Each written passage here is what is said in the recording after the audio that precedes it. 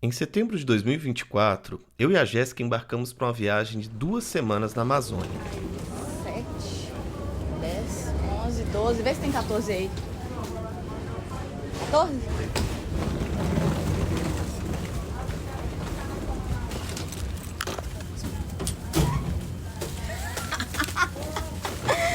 Oi, amiga, bem-vinda. Ah, tá bom, né? Você quer isso mesmo? Pode ser em cima. Fecha a porta. Eu não consigo se mexer. Não, eu achei que. Assim, eu não imaginei. Não, tava que ia com a menor ser, esperança de grandes Mas eu achei coisas. que ia Não. ter 1 metro quadrado a mais. Que eu... É, porque nesse ponto, a gente estava a caminho de Santarém, no Pará. Foram 2 dias e meio de viagem de barco partindo de Belém. Era um ferryboat enorme que levava gente e carga. A gente dividia um quartinho bem pequeno e quente, mas a maior parte do percurso a gente passou no bar que tinha no topo do barco.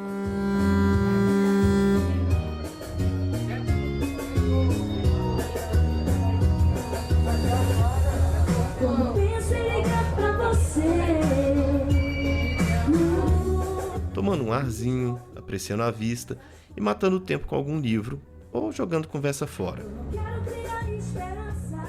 Aí no primeiro dia, a gente viu o Remo, que é um time de Belém, subir para a Série B do Campeonato Brasileiro.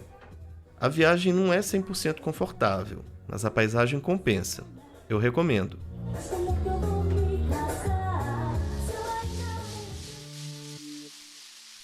Depois de deixar as coisas no hotel, nós fomos atrás de uma padaria para tomar café. Uma das minhas coisas favoritas na vida é conhecer padarias. Santarém tem padarias melhores, mas nessa aconteceu uma coisa que chamou nossa atenção. Um homem abordou a gente pedindo dinheiro. A gente não tinha, mas ele continuou ali na porta. Daí a pouco, ele atendeu o telefone e começou a falar numa língua diferente, que a gente nunca tinha ouvido antes. E até hoje continuamos sem saber qual é. A situação foi bem inusitada, mas a gente entendeu que era um bom sinal ouvir uma língua que não fosse o português assim na rua. Santarém é a cidade com maior população indígena do Pará, com quase 17 mil pessoas, um total de 331 mil habitantes, de acordo com o último censo do IBGE. Também é a maior cidade da região, que abriga 14 povos indígenas. A gente não estava ali à toa. É que a viagem aconteceu justamente porque ouvimos falar sobre um projeto de fortalecimento do Nheengatu, o idioma mais próximo do tupi antigo, falado por vários povos indígenas na época da invasão dos portugueses. A história das línguas indígenas segue o mesmo padrão da história dos povos que são donos delas.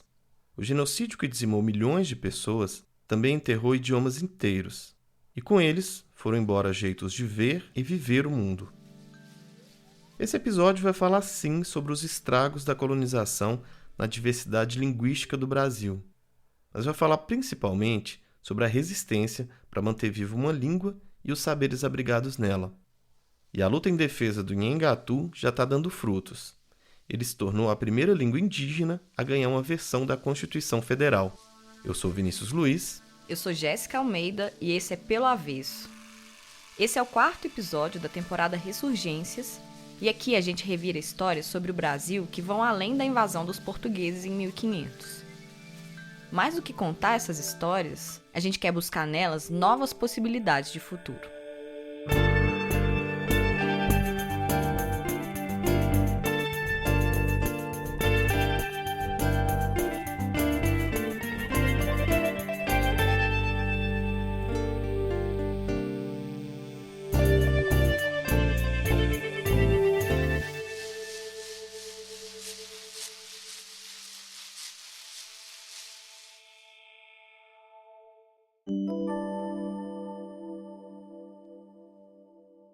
Na sua infância, como é que era a questão da língua? Qual que era a língua que era falada dentro da sua família? Como que...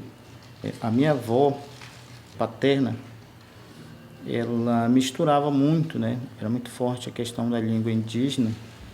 Naquela época, em 1970, 80, então ela misturava o português e uma língua indígena que na época a gente não entendia direito. Esse é o Jorge Borari. Muito bem. Eu sou Jorge Santos, no povo indígena me chamam de Jorge Borari, pelo meu povo Borari de Alter do Chão, e eu sou professor, né, de língua indígena, Nhengatu, e de ciências exatas, né, de matemática e física. E aqui foi o Jorge se apresentando em Engatu. Xe Umbuessara Jorge Borari, Semiraçá Borari, Alter do Chão Upé, Xe Tirimbau, Assurara, Marupiara Borari, Xe Aiku Tirimbaçaua, Umbuessara matemática, física, Nhengatu. Ele também é mestre em educação escolar indígena e faz doutorado em linguagem na Universidade Federal do Acre. E você não falava? Não falava e nem entendia, né? Então a gente nasceu no contexto de não falante de Nhengatu. Nhengatu é uma das quase 200 línguas indígenas faladas no Brasil atualmente. Quando eu falo em quase 200, é porque o número é impreciso mesmo. Até hoje, não dá para saber quantas línguas existem, porque algumas delas são faladas por povos isolados, que escolheram não ter contato com não indígenas.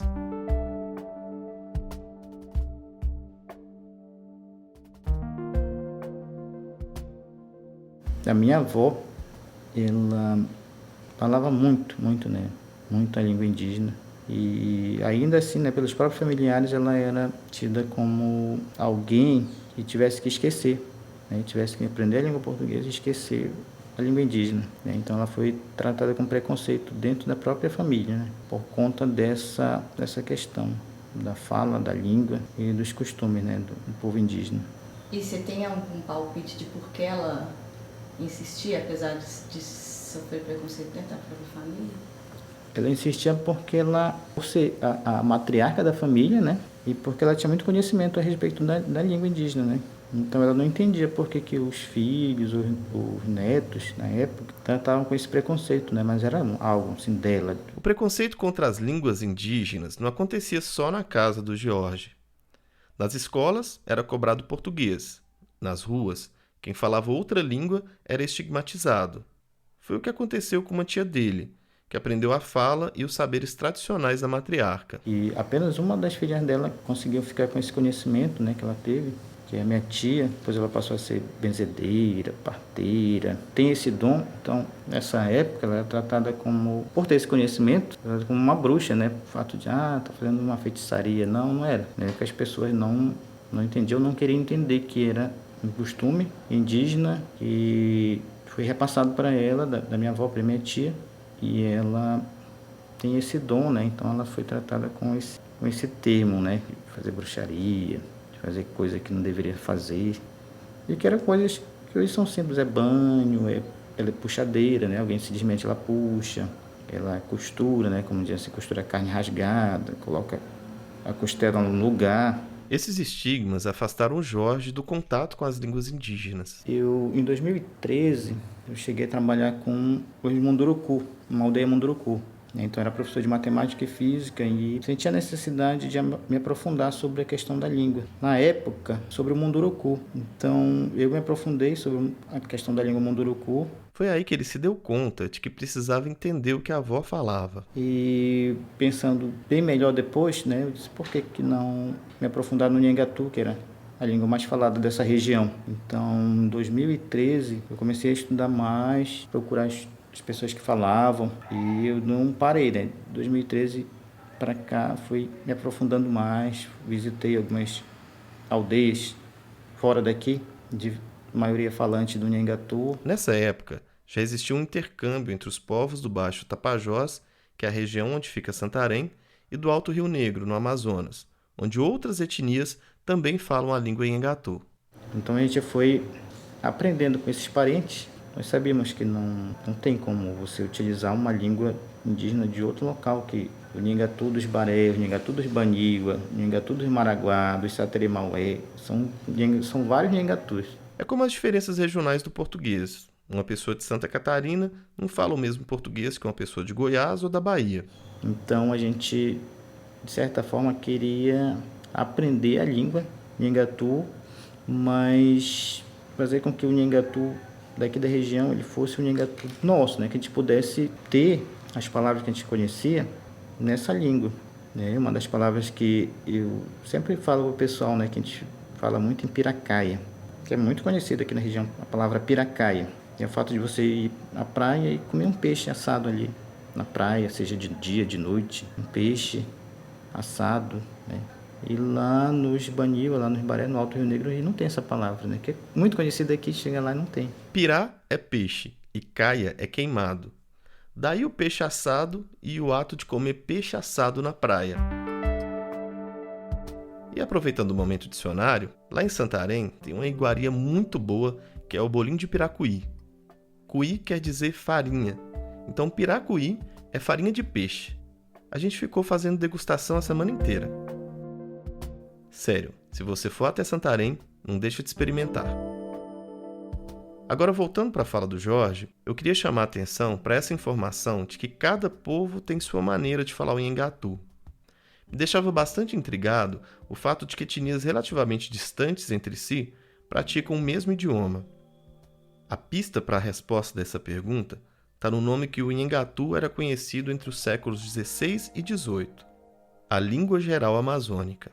E aqui vale dar uma pausa na história do Jorge e da língua Nhengatu no Tapajós para entender como esse idioma se espalhou pela Amazônia.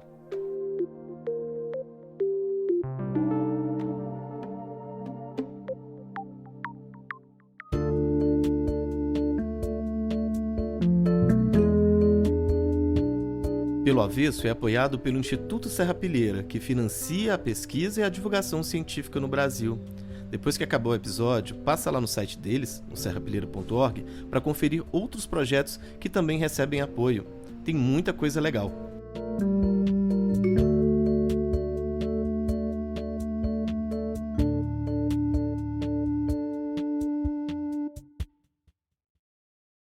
Acho que a grande questão aqui é como que o Nhengatu se formou. Peraí, antes eu queria saber como é que era o contexto da comunicação das pessoas no início da colonização. Então, tem estimativas que falam que existiam cerca de 1.200 línguas e tem estimativa que fala entre 600 e 1.200 línguas. E por que tem essa diferença? O que me explicaram foi o seguinte: tem um critério que é da distância estrutural entre as línguas. Tipo, português e mandarim são línguas diferentes porque elas têm estruturas completamente diferentes.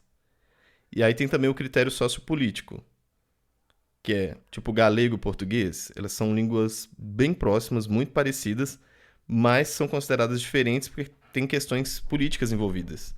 Tipo, a Galícia está na Espanha e os portugueses em Portugal. Então, cada um fala uma língua diferente, mas elas estão ali bem próximas. Então, você podia ter línguas muito parecidas, mas consideradas diferentes por conta da etnia de quem falava. Deu para entender? Acho que sim, isso gera números diferentes de acordo com quem está classificando o grau de separação entre uma língua e outra? Isso.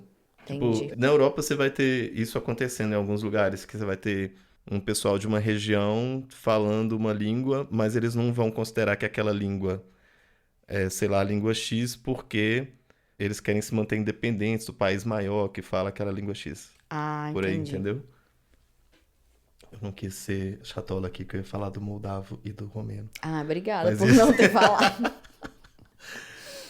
Mas aí eu conversei com o professor Thomas Fimble, ele é professor de linguística da USP, pesquisa a língua geral da Amazônia, e ele falou um pouquinho sobre essa proximidade entre os idiomas que eram falados por povos indígenas. Essas línguas, né, Guarani Antigo e Tupi Antigo, são muito próximas. De novo, é como se fosse português e espanhol. Se você estuda um, você entende muito na outra, na leitura, nas estruturas e coisas desse tipo. Tupi e Guarani, elas são bem compreensíveis porque as duas línguas fazem parte do tronco Tupi. O que é um tronco? Um tronco é o que reúne idiomas parecidos, que têm uma origem próxima e apresentam semelhanças. E a gente pode citar as línguas tupis. Tem o Tupinambá, o Guarani, o Guajajara. E no Brasil você tem outro tronco linguístico, que é predominante também, que é o Macro-G, e ele vai reunir idiomas como Bororo, Borum, Machacali, e ainda tem 19 famílias linguísticas que não têm familiaridade com nenhum dos dois troncos. Uhum. Então você tem Tupi, Macro-G e mais 19 famílias linguísticas lá, Aruá, Caribe, um tanto de língua. Se a gente lembrar lá do primeiro episódio, na história do manto, você falou dos Tupinambá. Sim, os Tupinambá pertenciam ao tronco tupi. E eles ocupavam principalmente o litoral do que se tornaria o Brasil, né? Isso, e a colonização começa pelo litoral. Os jesuítas vêm para catequizar os indígenas e tentam ensinar o português. E aí, o que acontece? O quê? O Jorge vai responder. E aí os jesuítas portugueses resolveram aprender para catequizar os indígenas. Era mais fácil aprender a língua indígena para catequizar do que ensinar o português, que eles não estavam tendo resultado. Ensinar português deu muito errado, porque todo mundo se entendia de alguma forma nas próprias línguas. Então não tinha a menor necessidade de aprender a língua do invasor. Que era completamente diferente também, né? Exato. Mas aí eles tiveram que aprender, os jesuítas tiveram que aprender a falar a língua dos indígenas. Isso. E aí o padre José de Anchieta foi o primeiro a escrever uma gramática da língua tupi, que ela serviu de base para esse projeto de catequização lá no século XVI. E o livro tem um título autoexplicativo, eu vou pegar aqui para ler para você, que é Arte de Gramática da Língua Mais Usada na Costa do Brasil. Nossa, que pomposo, né? E tudo para não simplesmente falar, dar um nome para a língua, né? Exato. A língua mais usada na costa do Brasil. E hoje, o José de Anchieta, só para constar, ele é considerado santo pela Igreja Católica e também é nome de uma rodovia em São Paulo, que sempre está congestionada, né? Pelo menos quando eu vejo nas notícias. Rodovia, para mim, faz sentido. Afinal, a gente tem várias rodovias nomeadas com pessoas que não mereciam. Mas agora, santo? Aí, qual e foi foi o o Papa milagre? Francisco, hein? Foi o Papa Francisco. Ih. Não sei. Mas que horas que a gente vai chegar na língua geral? Calma. A partir daqui a gente avança para o século XVII, que é quando os portugueses resolvem retomar o Maranhão. Retomar de quem, gente? Né? Mas quando os portugueses chegam para conquistar São Luís dos franceses em 1615, né, basicamente, eles descobrem que o povo tupinambá, que ocupava esse território no litoral do Maranhão e no litoral do Pará, eles eram imigrantes, eles tinham fugido do litoral de Pernambuco e o norte da Bahia, eles tinham migrado para a Amazônia para fugir dos portugueses, então eles falavam uma variedade, um dialeto da língua que os missionários estavam utilizando no litoral, ou seja, os textos de Anchieta. E aí essa língua que foi encontrada ali, ela passa a ser utilizada e foi até incentivada pelos colonizadores para a comunicação na Amazônia. E aí vale lembrar, nessa época, aquela região lá, ela era uma colônia separada do restante do Brasil. Tinha o estado do Maranhão e Grão-Pará. Era tipo como se fossem duas colônias diferentes. O estado do Brasil, o estado do Maranhão e Grão-Pará. E essa divisão, ela durou até 1772, que foi quando as duas colônias foram unificadas. Então, retomou o Maranhão e depois fez duas colônias. E aí, nessa altura, 1772, estava unificando. Unificou, isso. Maranhão e Pará não faziam parte do Brasil. Uhum. Faziam parte do estado Grão. do Maranhão e Grão-Pará. E uma estratégia que era usada pelos portugueses nessa época era reunir diferentes povos indígenas em aldeamentos para facilitar a catequização e a dominação, né, no final das contas. E nesse período é onde começa a se formar um tipo de koiné, né? Assim, ou seja, é uma língua que eles são todos da mesma família, eles são línguas razoavelmente próximos, mas digamos que tem uma certa reestruturação, tem uma certa troca de formas de várias regiões e estruturas, né? Muito parecido, idêntico. O koiné que o Thomas cita aí é uma espécie de língua geral que era usada entre os gregos antigos. Então, o pessoal que ficava nos aldeamentos, eles iam misturando as línguas e aí daí nascia uma língua geral. Isso. Mas aí tendo como base o tupi antigo, que era usado para catequização. Porque originalmente os jesuítas tinham aprendido o tupi O antigo. tupi antigo. Então, assim, esse é um pouco a origem, o processo de extensão, né, de espalhamento desse conceito de língua geral. É uma coisa que no início eles falam de língua brasílica, depois entra com esse conceito de língua geral, que é essa grande extensão territorial, uma língua falada por muitos povos, com muita diversidade, mas com um grau razoável de intercompreensão. O Nhangatu é uma mistura, né, do antigo tupi, que surgiu na região do Maranhão e Belém, da língua dos Tupinambá, que é o Tupinambá, e foi sendo falado e sendo misturado com a língua portuguesa. E por ser uma língua que absorve características de outras, ela foi ficando fácil para aprender para todo mundo. E é exatamente isso que Nhangatu quer dizer, Nhengatu quer dizer língua boa. Mas esse nome, o Nhengatu, só foi adotado muito mais tarde. Tem uns jeitos em Nhengatu de incorporar, por exemplo, qualquer verbo do português. Você pega o infinitivo, você coloca i no final, você conjuga como se fosse um verbo em Nhengatu. Mas, por exemplo, a palavra enganar, isso fica ganai. Então, esse ganari, né? E depois o R cai muitas vezes quando está entre vogais, então sai ganai. Ah, tá. Ele tá falando da influência do português na língua geral, mas também tem o contrário, né? Isso. Principalmente em termos de vocabulário, né? Tipo, palavras tipo jacaré, caju, açaí, piranha, caatinga, por aí vai, né? Mas aí tem uma coisa que, enquanto estava sendo formada a língua geral da Amazônia, outro fenômeno estava acontecendo lá na região de influência de São Paulo, que é a formação de uma língua geral com base nas línguas de lá, que também era do tronco tupi. E essa língua é? Essa ficou conhecida como língua geral paulista. Acho que é importante dizer que, assim, para os contemporâneos, essa divisão não existia. Eles não percebiam isso como duas línguas ou dois dialetos. Não tinha tanta diferença assim entre as duas línguas, né? Apesar de elas serem conhecidas como língua geral da Amazônia e língua geral paulista. Tanto que outro padre, que foi o Antônio Vieira, na hora de catequizar indígenas lá no Maranhão, ele achou por bem contratar paulistas. Porque eles falavam uma língua que era entendida lá também. Ah, sim. Aí chega em 1758, Marquês de Pombal, que era primeiro-ministro de Portugal. Tô ligada, a gente falou dele no primeiro episódio. Ele mesmo. Ele vai lá e publica uma lei que proíbe o uso da língua geral no Pará e no Maranhão. O que ele dizia nessa lei? Que todos os conquistadores, a primeira coisa que fazem é impor uma língua. E que os conquistadores fizeram o oposto aqui, que foi estabelecer o uso da língua, que eu vou até ler o pedaço aqui que ele fala. O uso da língua que chamam geral, invenção verdadeiramente abominável e diabólica. Sabe? E aí ele fala que isso não ajudava a civilizar os indígenas. Então, ele fala, vai ficar a partir de agora proibido. Vocês vão ter que falar português. Marquês de Pombal estava possesso. Possesso. Porque, inclusive, ele não devia entender, né? Os Verdade. documentos que vinham do Brasil e tudo mais. E aí foi uma prévia para outra medida que também afetou muito no uso da língua geral, que também se contou lá no primeiro episódio. A expulsão dos jesuítas do Brasil em 1759. Pois é. E aí os jesuítas, eles não faziam questão de usar o português, que o objetivo deles era outro, né? Sim, eles eram mais estratégicos, né? Exatamente.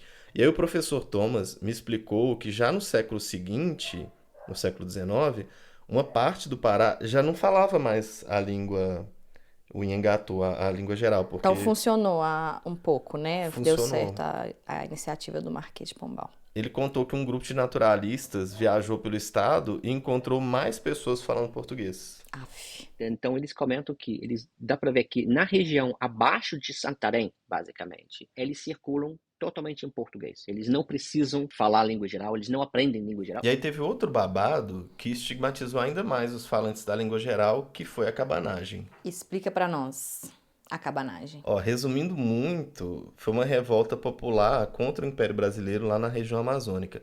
E esse nome cabanagem vem dos cabanos, que são pessoas que moravam em cabanas. Que também foi muito usado durante a época da Guerra da Cabanagem, como instrumento de comunicação entre os cabanos daqui do local. A guerra, ela foi vencida pelo Império e quem falava em Engatu ficou marcado como revoltoso.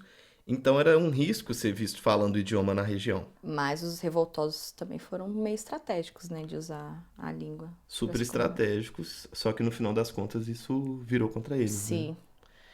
E aí, nessa história toda de espalhamento da língua geral, depois a proibição, outro fenômeno tinha acontecido, que foi a destruição de centenas de línguas indígenas. Você lembra que eles juntavam, né, os povos diferentes lá nos aldeamentos? Sim, aí o lado ruim de ter uma língua geral é perder as peculiaridades, né? Sim, e aí muitas línguas foram desaparecendo nesse caminho. A língua Borari, por exemplo, que era falada pelo povo do Jorge, sumiu. A língua dos Baré também desapareceu.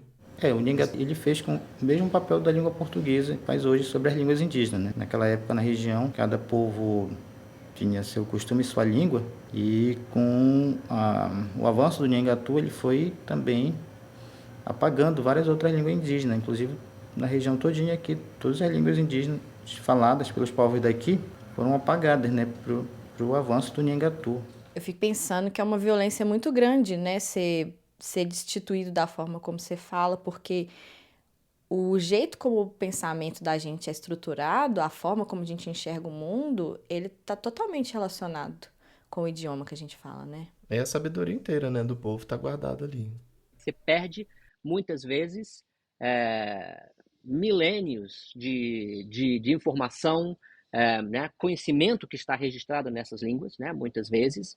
Né, você pensa em termos de questões linguísticas na Amazônia, né, conhecimento sobre plantas medicinais, maneiras de lidar com animais, insetos, né? Esse conhecimento, a avó não vai falar mais sobre como lidar com pragas de formiga na roça, ela não fala mais sobre isso, porque a neta não entende muito, não tem... Então, essas informações desaparecem. Às vezes, é possível transferir para outras línguas, né? Assim, a pessoa consegue, mas muitas vezes essas abordagens e análises também desaparecem, enfraquece essa transmissão. Essa história da imposição da língua como forma de dominação me lembrou o trecho de um livro do Mário de Andrade, O Turista Aprendiz, que eu estava lendo no barco. Em 1927, ele fez um percurso parecido com o nosso pelos rios da Amazônia em uma expedição que parava de cidade em cidade. Já no estado do Amazonas, ele se deparou com um grupo de indígenas e escreveu: E vem também desses índios mansos, já completamente brasileiros, que vivem por aí falando língua nossa, sem memória talvez de suas tribos. Ele utilizava termos da época, carregados de preconceito contra os indígenas. Mas é interessante notar a forma como ele enxerga as pessoas que encontrou. É como se elas estivessem enfraquecidas pela perda da língua. Mas apesar de todas as tentativas de apagamento, sempre teve resistência. E se num primeiro momento o Nhengatu ajudou no apagamento de outras línguas, hoje ele é reivindicado como parte da memória e cultura de vários povos. Mas os indígenas, a partir do momento, eles começaram a utilizar como uma bandeira de luta, né, um fortalecimento de resistência, na verdade, né? Então, o Nhengatu hoje em dia é uma resistência. E como parte dessa articulação, surgiu a Academia de Língua Nhengatu, que realiza reuniões desde 2020. Nós percebíamos do nosso falar que nós ainda estávamos distantes, né? O Nhengatu daqui da região do Tapajós, o Nhengatu lá de Nova Olinda, de Manaus, de Parintins, e o Nhengatu do Rio Negro. Eram Nhengatus assim, isolados, né? Uma primeira ideia foi tentar unificar a forma de escrever e falar o Nhengatu. Mas depois, com o entendimento e a ajuda de vários outros pesquisadores e professores, tanto da USP, da Unicamp, da UFOPA, daqui da região, né, nós vimos que é quase impossível, né, você unificar línguas. Você queria unificar um povo inteiro, ainda mais que uma língua dinâmica, ela vai mudando diariamente. A solução foi contemplar todas as formas possíveis de vivenciar a língua. E nós resolvemos, então, nos reunir, professores, acadêmicos e pesquisadores, para que a gente pudesse elaborar livros, nos entender com relação à grafia, não unificar, mas produzir materiais em que a gente pudesse utilizar as várias grafias do Nhengatu. E não demorou para a academia assumir uma missão gigante. A gente teve um chamado, né, por um parente marubo, não é falante do Nhengatu. Então esse parente ele entrou em contato com um povo do Rio Negro, que entrou em contato com a academia e chegou na gente. Então a princípio partiu de lá, né, essa questão da ministra Rosa Weber querer a tradução num documento oficial, né, da Constituição Federal para a língua Nhengatu.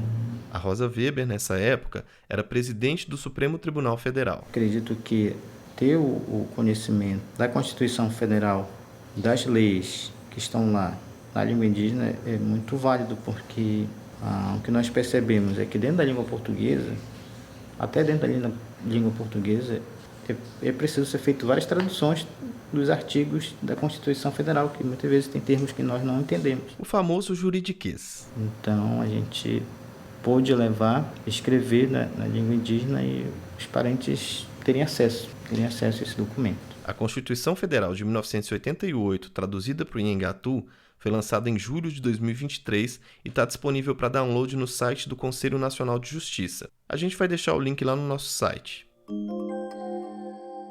Outra frente de atuação para preservar o Nhengatu é a tecnologia. O Jorge Burari trabalhou junto com a pesquisadora Suelen Tobler no desenvolvimento do Nhengatu App, que é o primeiro aplicativo de ensino de língua indígena do país. E tem também um trabalho feito pelos indígenas do Tapajós e da região do Rio Negro, no Amazonas, com o professor Thomas Fimble, aquele que a gente ouviu agorinha, e outros pesquisadores da USP, para o desenvolvimento de uma inteligência artificial para fortalecer a língua. A equipe da USP já tinha começado um trabalho parecido com o povo Guarani Mbiá de São Paulo. Então, a gente conversamos um pouco com os professores, com os alunos, e começaram a tentar desenvolver recursos para facilitar a escrita, né? Ou seja, uma das características das línguas indígenas é que são culturas orais. Muitas vezes até existem sistemas de escrita, alfabeto, etc., para representar a língua, mas a maioria da comunicação é uma comunicação oral. Eles não utilizam a escrita, não tem uso para a escrita, para as formas escritas, de um modo geral. A ideia é desenvolver recursos como escrita preditiva, que é quando o programa sugere a próxima palavra, tipo quando a gente está digitando no celular.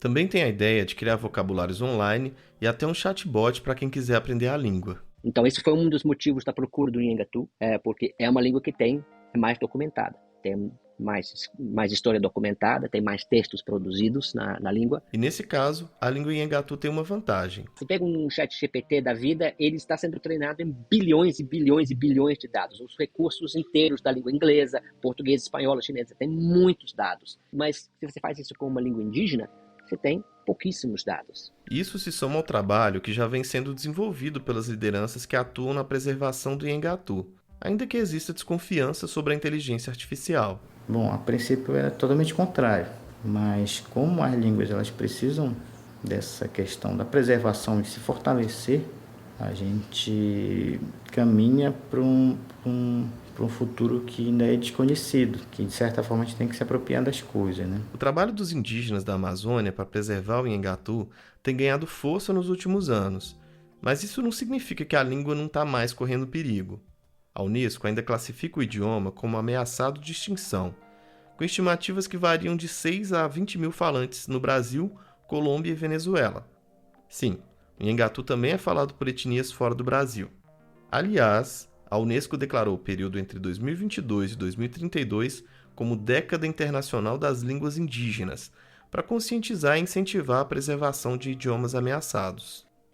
A esperança do Jorge é que a língua se torne cada vez mais falada entre os povos que adotam o Nhengatu.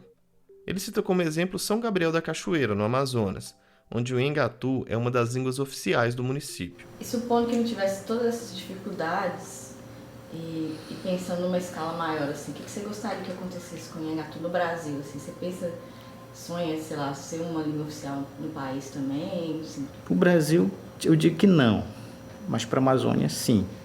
Uma língua oficial da Amazônia, o Nhengatu, legal. Mas tem várias outras línguas também que elas têm muitos falantes e também necessitam dessa visibilidade, né? O reconhecimento de uma língua como oficial não é só simbólico. Ele também garante que pessoas que praticam aquele idioma tenham acesso a documentos e serviços na língua de origem. Isso faz muita diferença.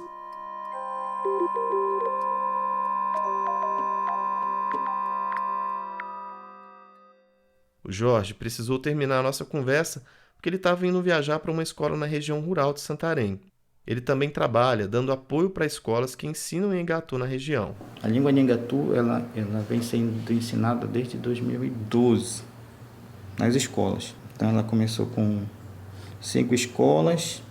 Hoje em dia ela já está presente em mais de 50, 60 escolas. E ela é ensinada, né, em várias comunidades por professores do próprio local, né, que trabalham na escola, né, com o ensino da língua Nhengatu e com do conhecimento ancestral, né, do notório saber, que a gente chama. A nossa conversa aconteceu em outubro do ano passado. Em 14 de janeiro deste ano, um grupo de 300 indígenas de diferentes etnias ocupou a Secretaria de Estado de Educação do Pará. O Jorge também estava lá.